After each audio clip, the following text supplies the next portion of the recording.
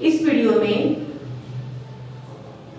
मैं मोशन को कंटिन्यू करने जा रही हूँ। पिछले वीडियो में जो कि मोशन पे बेस्ड था, मैंने बताया था कि जब भी आप फिजिक्स को स्टार्ट कर रहे हैं, फिजिक्स का न्यूमेरिकल्स स्टार्ट कर रहे हैं, तो आपको कुछ बातों पर ध्यान रखना है।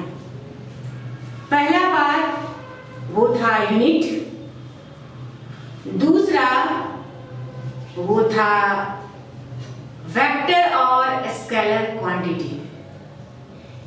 इसके साथ ही मैंने उस वीडियो में एक्सप्लेन किया था कि यूनिट्स कितने तरह के होते हैं, फंडामेंटल यूनिट्स और डिराइव्ड यूनिट्स, और इन दोनों के बीच में डिफरेंस बताया गया था।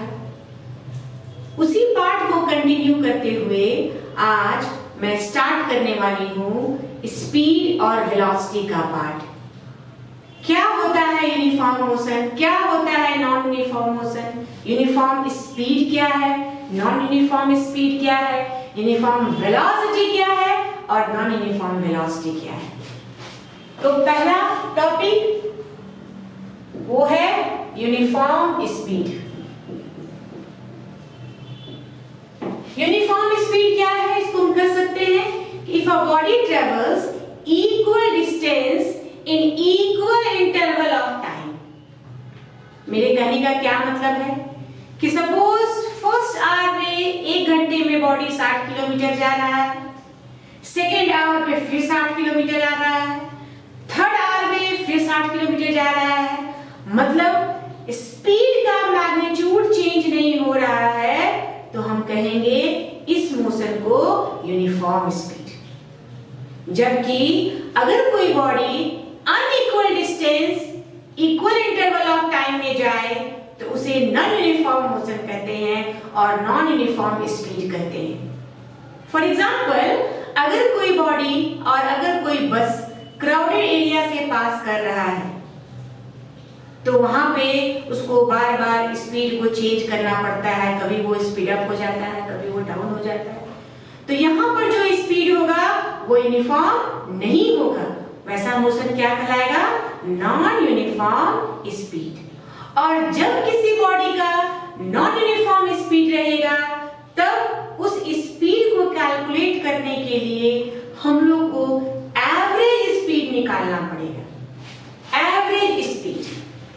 तो पहले यूनिफॉर्म स्पीड क्या है? If a body travels equal distance in equal interval of time. Very important. This is called uniform speed. Whereas non-uniform speed क्या है? Non-uniform speed कहाँ पे होगा? जहाँ पे क्राउड होगा, जहां पे कुछ बाधाएं आएंगी मोशन में। तो आप कर सकते हैं if a body travels unequal distance in equal interval of time. इस तरह के मोशन को हम लोग क्या बोलेंगे? Non uniform motion. Example, motion of a bus in a crowd. Motion of a bus in crowd से अगर पास कर रहा है बस तो वहां पे जो होगा मोशन नॉन यूनिफॉर्म मोशन होगा। और नॉन यूनिफॉर्म मोशन में बॉडी का स्पीड बार बार चेंज हो रहा है, कभी बढ़ रहा है, कभी घट रहा है। तो वैसे केस में हम लोग को एवरेज स्पीड का जरूरत पड़ता है। Average speed is equal to total distance traveled by your body divided by total time. Very important। यहाँ पर एक चीज ध्यान रखना है कि I have used speed, velocity अभी यूज नहीं कर रहे हैं, क्योंकि velocity जब हम लोग को यूज करना है तो वहां मैग्नीट्यूड के साथ डायरेक्शन भी इंपॉर्टेंट हो जाता है। तो यहाँ इसको भी हम कंप्लीट कर देते हैं। What is uniform speed? Uniform speed कहने का मतलब है वैसा मोशन जिसमें, और you can say uniform velocity, sorry uniform velocity. It is a type of motion in which velocity of a body remains constant. Velocity of body change नहीं हो रहा है. तो अगर बॉडी का वेलोसिटी यूनिफॉर्म है तो इसमें पहला कंडीशन हो सकता है कि बॉडी का magnitude of velocity is fixed. Minded, वो चेंज नहीं हो रहा है. Second, direction is also important. Direction of velocity is not changing. अगर बॉडी का मोशन स्पीड मैग्नीट्यूड फिक्स है और अगर उसका डायरेक्शन बदल रहा है तो वो यूनिफॉर्म मोशन नहीं कहलाएगा. इसका सबसे अच्छा एग्जांपल सर्कुलर मोशन है. Circular motion is a type of motion where speed magnitude of speed is constant और बॉडी का डायरेक्शन जो है वो चेंज हो रहा है. इसीलिए सर्कुलर मोशन को एक्सेलरेटेड मोशन भी कहा जाता है, क्योंकि जहां डायरेक्शन चेंज हो जाएगा वहां मोशन यूनिफॉर्म नहीं होगा, बॉडी का वेलोसिटी नॉन यूनिफॉर्म हो जाएगा और वहां पर फिर एक्सेलरेशन का कॉन्सेप्ट आ जाएगा.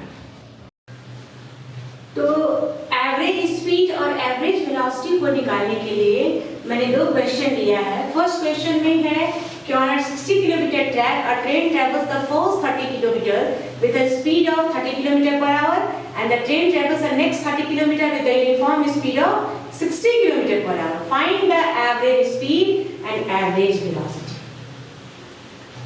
इस क्वेश्चन में एक बात, पहला बात जो हम लोग को ध्यान रखना है वो सबसे इंपॉर्टेंट है कि ट्रेन का डायरेक्शन चेंज नहीं हो रहा है. और मैंने पहले भी बताया है कि अगर ट्रेन का बॉडी का मोशन में जिसका डायरेक्शन चेंज नहीं होगा तो उसका डिस्टेंस जो होगा वही डिस्प्लेसमेंट होगा, उसका जो स्पीड होगा वही वेलोसिटी होगा. यानी एवरेज स्पीड और एवरेज वेलोसिटी निकालने के लिए दो बार कैलकुलेशन का जरूरत नहीं है.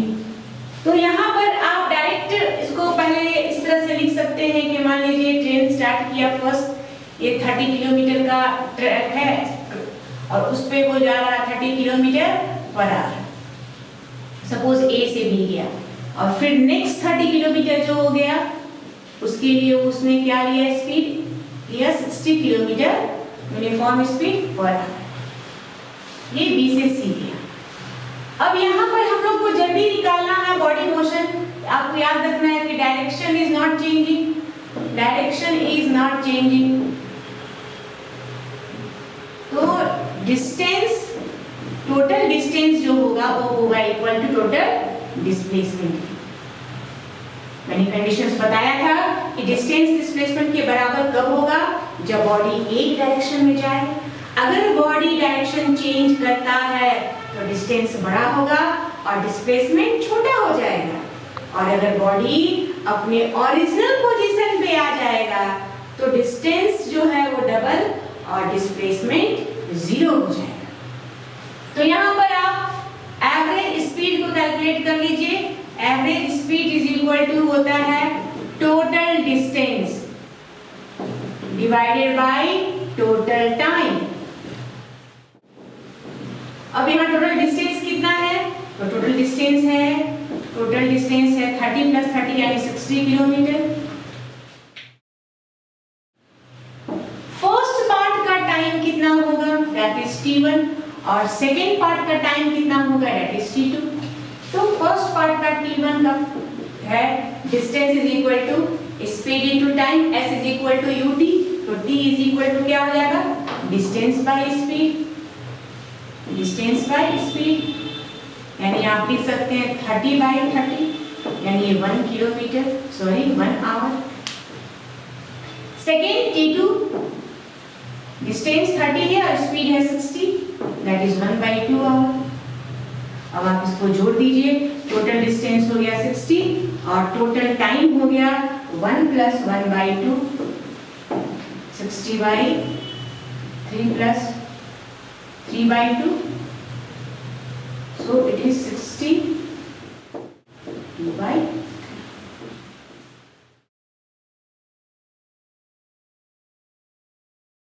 तो यहाँ पर टोटल टाइम कितना आया, इसे आप कैलकुलेट कर लेंगे, 20 किलोमीटर पर। Total distance 30 and 30 60। First time है 30/31, सेकेंड टाइम है 30/60 1/2। S is equal to U into T होता है, T is equal to S/U। तो S है 30 है, डिस्टेंस है U 1/2, तो 1 + 1/2 का एलसीएम क्या होगा, distance by time 2 + 1 3/2, which is correct. So 2/3, 60 divided by 2/3, तो ये हो जाएगा 20 किलोमीटर। इस तरह से फर्स्ट क्वेश्चन को हम लोग सॉल्व कर सकते हैं। अब सेकेंड क्वेश्चन क्या कर रहा है, a car travels at 36 km/h towards east। इसमें क्या है कि कार है 36 km/h से जा रहा है ईस्ट की तरफ, और इसमें आफ्टर 10 मिनट्स, यानी इसमें टाइम कितना उसको लगा, 10 minutes. After 10 minute it turns towards north and travel at a rate of 18 km/h। 10 minute के बाद यहाँ इसका स्पीड कितना हो जा रहा है, 18 km/h, और टाइम कितना है, टाइम भी नेक्स्ट 10 मिनट्स।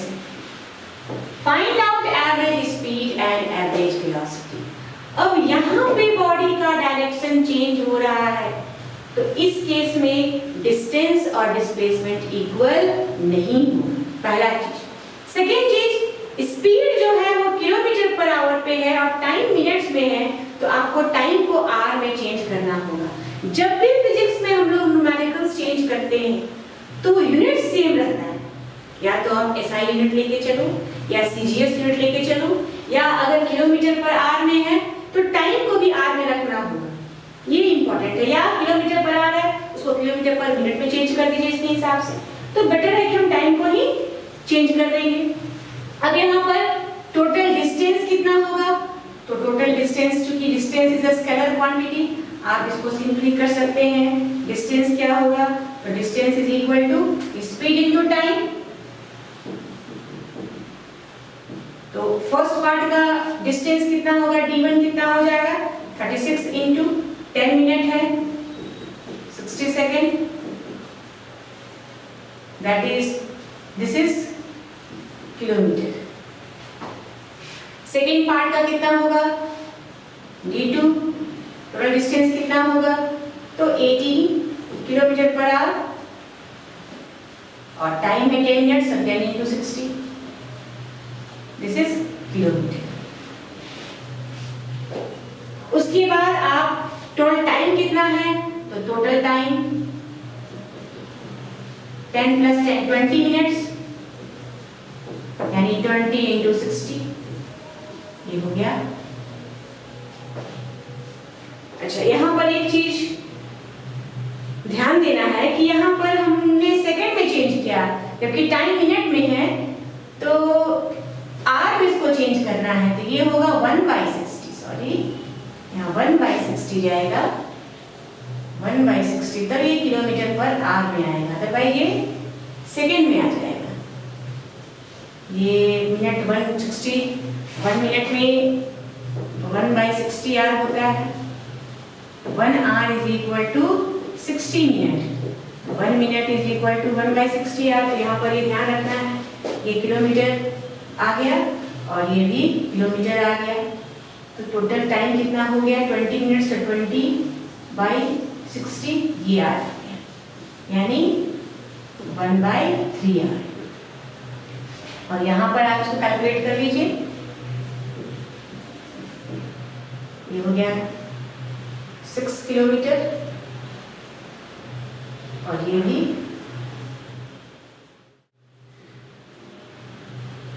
3 किलोमीटर, टोटल कितना हो गया, 9 किलोमीटर। टोटल डिस्टेंस कितना हो गया, 9 किलोमीटर, और टोटल टाइम कितना हो गया, 1/3। तो आप लिख लीजिए average speed is equal total distance 6 + 3, that is 6 + 3, ये हो गया किलोमीटर में, और r 1/3 3, ये हो गया r में टाइम, यानी 9 into 3 that is 27 किलोमीटर पर। तो ये पार्ट हम लोग एवरेज स्पीड निकाल लिए, लेकिन इस क्वेश्चन में एवरेज स्पीड और एवरेज वेलोसिटी इक्वल नहीं होगा, क्योंकि बॉडी का डायरेक्शन चेंज हो रहा है। तो यहाँ पर हम लोग को पहले डिस्प्लेसमेंट को कैलकुलेट करने के लिए ध्यान रखना होगा। अब आपका एवरेज वेलोसिटी जो है वो होता है टोटल डिस्प्लेसमेंट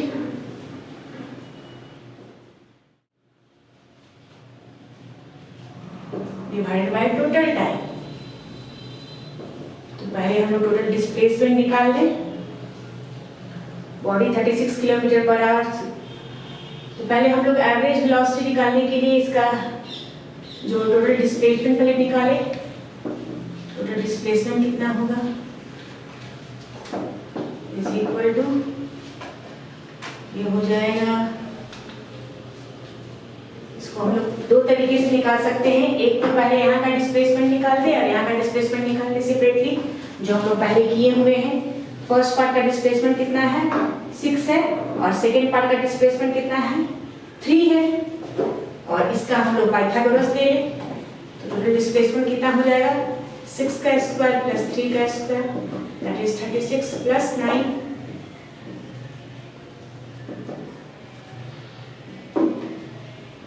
45, और टोटल टाइम कितना होगा,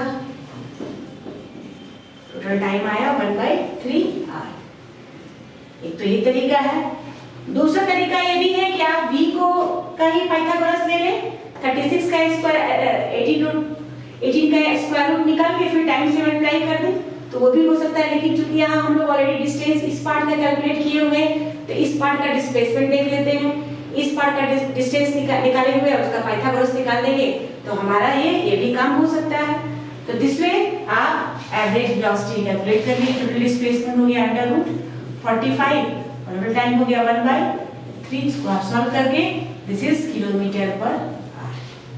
तो इस तरीके से हम लोग इस क्वेश्चंस को सॉल्व कर सकते हैं। फर्स्ट पार्ट का डिस्टेंस 3 है और 6 है, तो 3 और 6 का पाइथागोरस 36 और 3 का 9 अंडर रूट 45 हो जाएगा, ठीक है।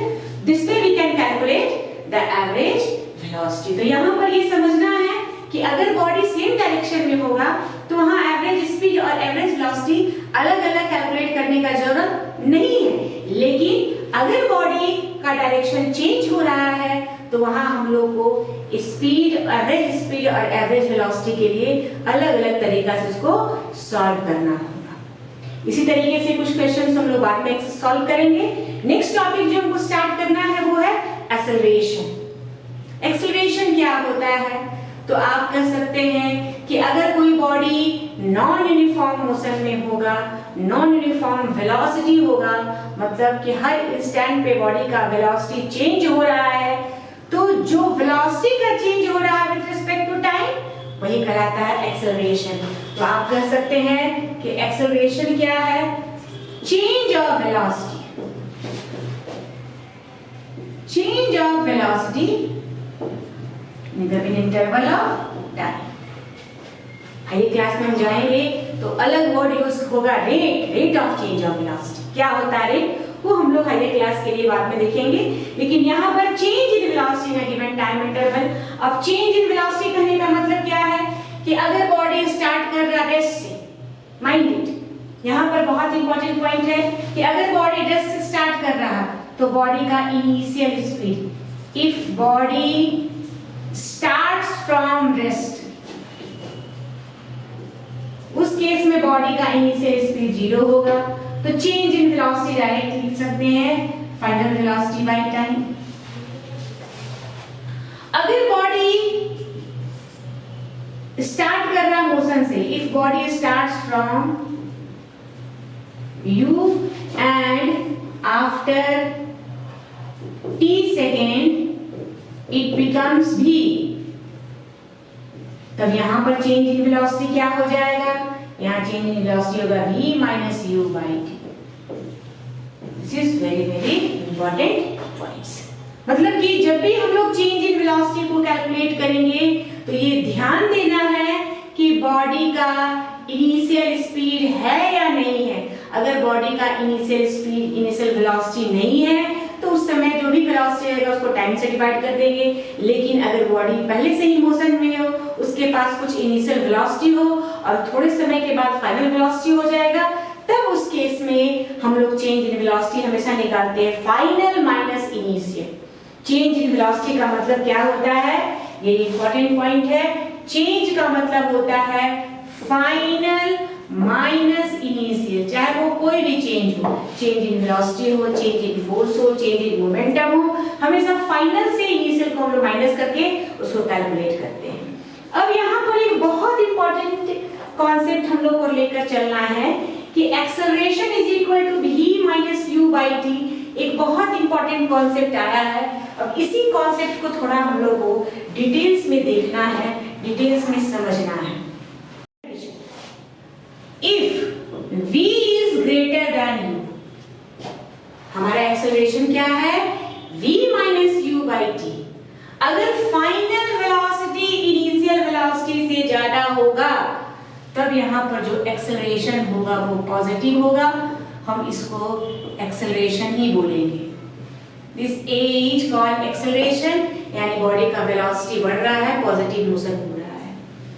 Second condition, if v is less than u, अगर v छोटा हो रहा है, u बड़ा हो रहा है, इसमें जो a का वैल्यू आएगा वो निगेटिव होगा और इसको हम लोग कहते हैं रिटार्डेशन, और इसको डी एक्सेलरेशन भी हम लोग बोलते हैं, रिटार्डेशन और डी एक्सेलरेशन। ग्राफ जब हम करवाएंगे तो उसमें सारा कंडीशंस बताएंगे कि अगर बॉडी एक्सेलरेट कर रहा है तो उसका ग्राफ कैसे जाएगा, अगर बॉडी रिटार्ड कर रहा है तो उसका ग्राफ कैसे जाएगा। बस ये समझना है कि अगर हम कह रहे हैं कि बॉडी इज एक्सेलरेटिंग, इसका मतलब होता है कि बॉडी का वेलोसिटी, बॉडी का स्पीड बढ़ रहा है। और अगर हम कहें कि द बॉडी इज रिटार्डिंग, मतलब ब्रेक लगाया जा रहा है, बॉडी का स्पीड और वेलोसिटी टाइम के साथ घट रहा है। और तीसरा condition, if v is equal to u, यानी इनिशियल और फाइनल वेलोसिटी दोनों इक्वल है, तो उस केस में a का वैल्यू 0 आएगा। This is condition of uniform motion, this is the condition of uniform motion. वो बॉडी क्या होगा, यूनिफॉर्मली जाएगी। अब इस क्वेश्चन पे यानी हमारे पास फॉर्मूला क्या आया एक्सेलरेशन का, v minus u by T. यहाँ पर हम लोग को मोशन का 3 फॉर्मूला और उस पे बेस्ड न्यूमेरिकल्स को सॉल्व करना है, तो एक एक करके हम लोग डिस्कस करेंगे।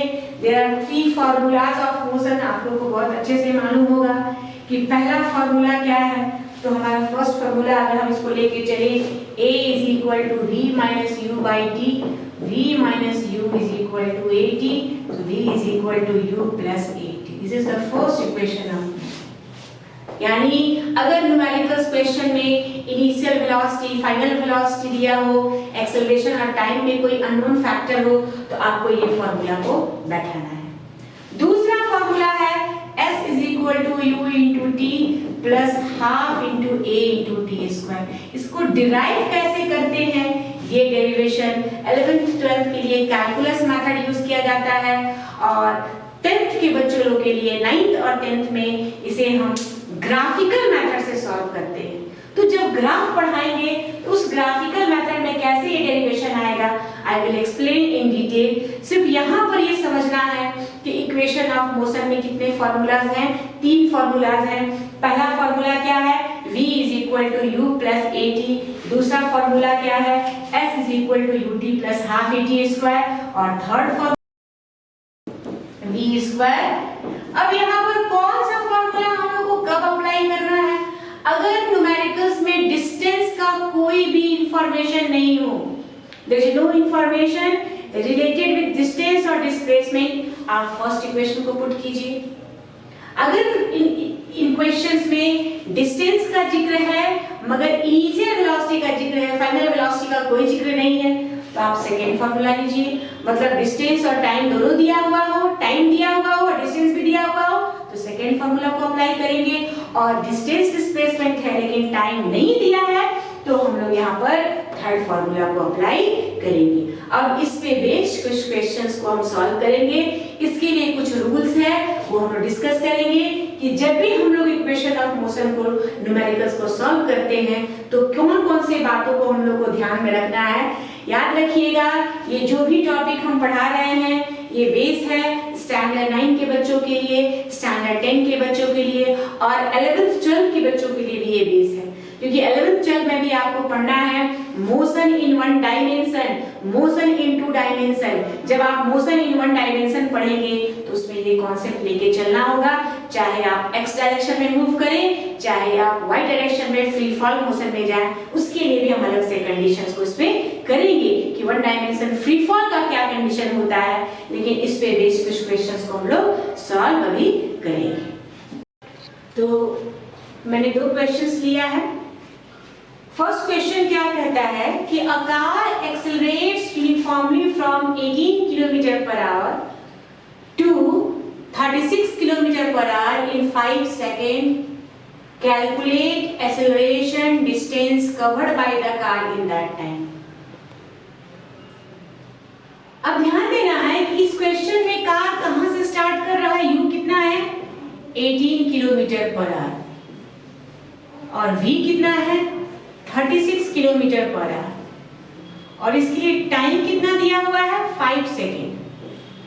अब यहाँ पर थोड़ा सा, यहाँ टाइम जो है वो आवर के टर्म में है और यहाँ टाइम सेकेंड के टर्म में है, तो आपको दोनों में से किसी को चेंज करना होगा। किलोमीटर पर आवर को चेंज करने के लिए 5/18 से मल्टीप्लाई करते हैं, ये कन्वर्ट हो जाएगा मीटर पर सेकेंड, यानी हो गया 5 मीटर पर सेकेंड। यहाँ 18 इंटू 5/18,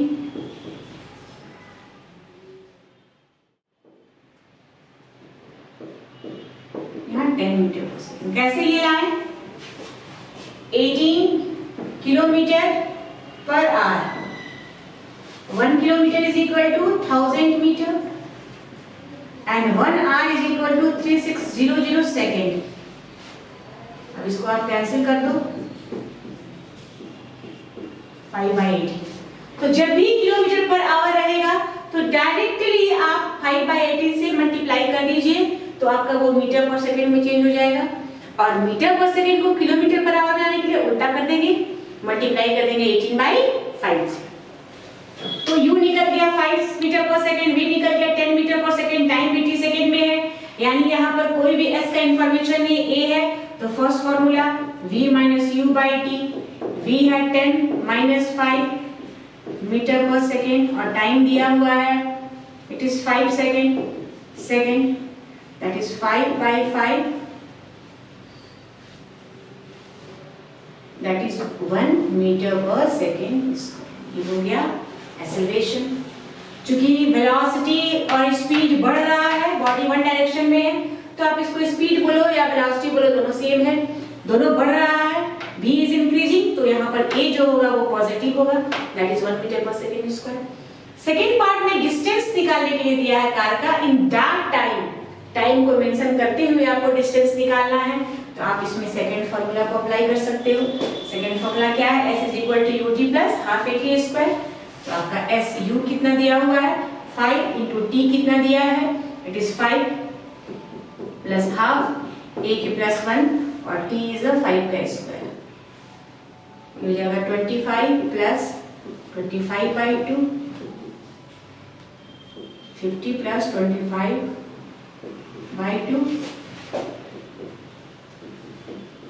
75/2।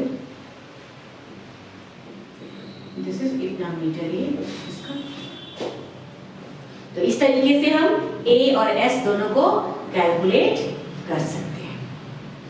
सेकेंड क्वेश्चन क्या कर रहा है, a bus starting from rest moves with a uniform acceleration of 0.1 meter per second square for 2 minutes. Find speed acquired and the distance traveled. अब यहाँ एक वर्ड यूज किया starting from rest, इसका मतलब है कि बॉडी का u कितना होगा 0, v आपको फाइंड करना है,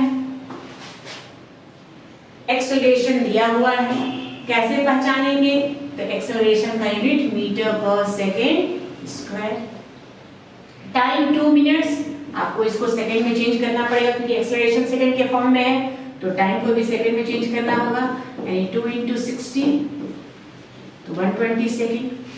अब आप स्पीड एक बार कर निकाल लीजिए, तो v = u + at, u 0 है, a is 0.1 and t is 120, तो it is 12 मीटर पर सेकंड स्क्वायर, सॉरी मीटर पर सेकंड। इस तरह से आप उसका वेलोसिटी निकाल सकते हैं और स्पीड निकाल सकते हैं। सेकंड पार्ट है डिस्टेंस। डिस्टेंस निकालने के लिए आप ये भी फॉर्मूला यूज कर सकते हो, v² = u² + 2a, ऐसे भी यूज कर सकते हो, या आप ये भी यूज कर सकते हो, s = ut + ½ at²। ये ज्यादा अच्छा है, इसमें कैलकुलेशन नहीं होगा क्योंकि यहाँ पर u पार्ट क्या है 0, तो डायरेक्ट s = ½ a की जगह 0.1 एंड t की जगह 120 × 120।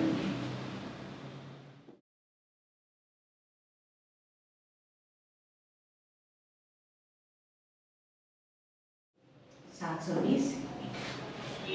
इस तरह से हम लोग क्वेश्चन बेस्ड ऑन मोशन पे न्यूमेरिकल्स हम लोग सॉल्व कर सकते हैं और यही कॉन्सेप्ट लेके चलना होगा।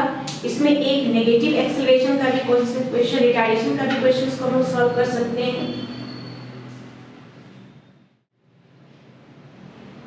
क्वेश्चन क्या है? The brake applied to a car, NCERT का क्वेश्चन है। The brakes applied to a car produce an acceleration of 6 m/s² in opposite direction to the motion. If the car takes 2 seconds to stop after application of brake, calculate the distance traveled during this time. तो इस question में आपको distance निकालना है। इस question में क्या क्या इंफॉर्मेशन दिया हुआ है, ये एनसीईआरटी का क्वेश्चन है, एग्जांपल्स 8.7।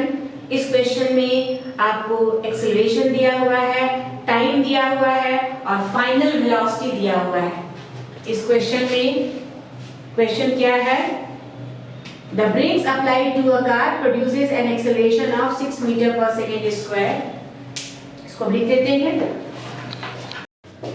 तो ये दो क्वेश्चंस है, दोनों क्वेश्चंस रिटार्डेशन के पार्ट में है।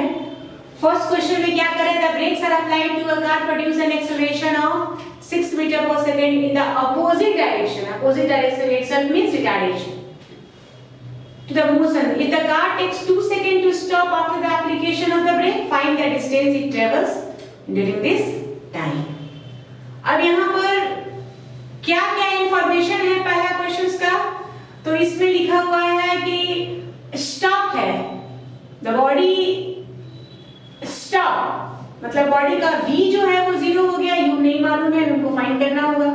उसका v क्या हो गया? 0 हो गया। उसका एक्सेलरेशन कितना दिया हुआ है? तो -6 m/s²। और टाइम कितना दिया हुआ है? तो 2 सेकंड। अब आप इस फॉर्मूला से टाइम कैलकुलेट कर सकते हैं। इस फॉर्मूला से आप टाइम पता कर सकते हैं और जब आपको टाइम निकल जाएगा, टाइम दिया हुआ है, सॉरी, यू कैलकुलेट कर सकते हैं इस फॉर्मूला से, क्योंकि s इज गिवन और नॉट, नहीं, डिस्टेंस तो आपको निकालना है। Brakes are applied to a car produce an acceleration, तो आप फर्स्ट फॉर्मूला अप्लाई कीजिए, v = u + at। v 0 है, u दिया निकालना है, a की जगह क्या बैठाएंगे? -6 m/s² इंटू t कितना है? ये दिया हुआ है 2 सेकंड। इससे आप u कैलकुलेट कर लीजिए, 12 m/s। इस फॉर्मूला से पहले हम लोग u निकाल लेंगे और u को इस फॉर्मूला में हम लोग अगर बैठाते हैं तो यहाँ से डिस्टेंस हम लोग कैलकुलेट कर सकते हैं। 12 × 2 + ½ a की जगह नेगेटिव है इसलिए यहाँ डायरेक्ट माइनस यहाँ बैठा दे रहे हैं। a इज गिवन 6 और t इज गिवन 2 का स्क्वायर, सो 24 - 6 इट इज 18। इस तरीके से इस क्वेश्चंस में हम लोग डिस्टेंस कैलकुलेट कर सकते हैं।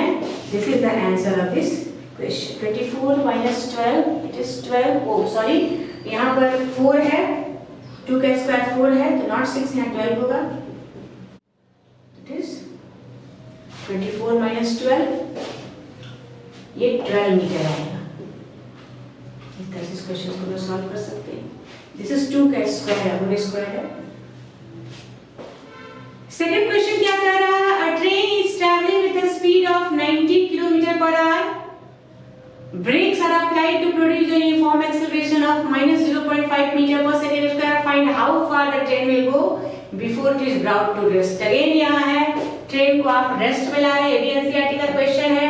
ट्रेन रेस्ट में आ गया, इसका मतलब है कि ट्रेन का v कितना हो गया 0, u is given 90 kilometre per hour, a is given minus 0.5 metre per second square.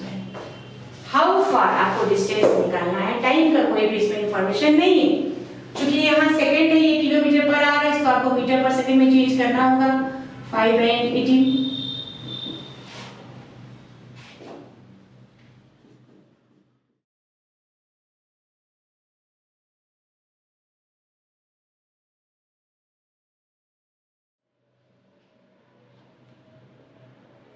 This is 25 metre per second. अब यहाँ फॉर्मूला ये अप्लाई कर सकते हैं, इसको इस क्वेश्चन में इस फॉर्मूला को अप्लाई करेंगे, क्यों? क्योंकि इसमें टाइम का कोई इंफॉर्मेशन नहीं है। The train is travelling with a speed of 90 kilometre per hour, brakes are applied to produce a uniform acceleration of minus 0.5 meter per second. Find how far the train will go before it is brought to rest. यानी time का कोई information नहीं है, ये 0 है। This is given 25 whole square plus 2, a is given minus, so minus 0.5 और s you need to find, इसे आप कैलकुलेट कर सकते हो। 625 is equal to 5 to 10 s, तो s is equal to कितना हो जाएगा 625। इस तरीके से इस न्यूमेरिकल्स को हम लोग सॉल्व कर सकते हैं। तो यहाँ ध्यान रखना होगा कि जब भी कोई न्यूमेरिकल्स आएगा तो पहला कॉन्सेप्ट आपको देखना है कि क्या क्या इंफॉर्मेशन दिया हुआ है। पहले आप इंफॉर्मेशन को एक जगह नोट कर लीजिए, उसके बाद उसमें ध्यान दीजिए कि इसमें अननोन फैक्टर क्या है। और सेकंड थिंग, यूनिट्स बहुत इंपॉर्टेंट है। अगर ये किलोमीटर पर आवर में और ये सेकंड में है तो आपको इसको सेम यूनिट में लाना होगा, तभी ये न्यूमेरिकल्स को आप आगे बढ़ा पाएंगे। तो मुझे उम्मीद है कि ये कॉन्सेप्ट्स आप लोग को समझ में आया होगा। नेक्स्ट वीडियो में कुछ और नया करने को हम लोग को मिलेगा। तब तक के लिए थैंक यू।